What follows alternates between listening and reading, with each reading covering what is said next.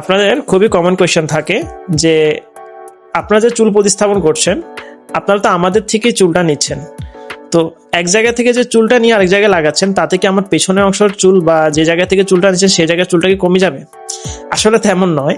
আপনার পিছনে দেখতে পাচ্ছেন যে এই পেশেন্টের আমরা মাথার পিছনের অংশ থেকে চুল নিয়ে চুল প্রতিস্থাপন করেছি, বাট দেখা যাচ্ছে যে কি ওনার ডোনার এরিয়া থেকে আমরা 4500 গ্রাফটের মধ্যে চুল নিয়েছি, কিন্তু 6 মাস পরে কিন্তু ওনার জিনিসটা মাসখানিক পরে রিপেয়ার হয়ে যায়।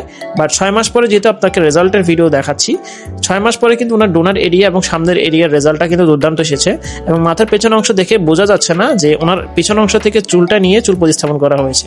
দ্যাট মিনস আপনার মাথার সামনের অংশের সৌন্দর্য বৃদ্ধি করা যেমন আমাদের দায়িত্ব, এর পাশাপাশি কিন্তু আপনার মাথার পেছনের অংশটার সৌন্দর্য রক্ষা করা আমাদের দায়িত্ব।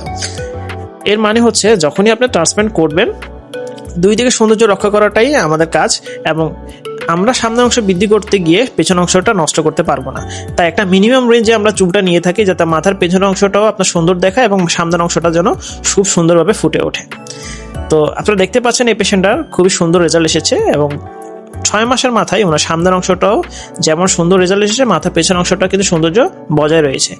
তো অবশ্যই এই সমস্ত জিনিস সূক্ষ্ম কাজ, এই সূক্ষ্ম কাজের জন্য একজন ভালো এক্সপিরিয়েন্স ডক্টর অথবা এক্সপার্টের হাতেই কিন্তু আপনার কাজটা দিবেন। ধন্যবাদ।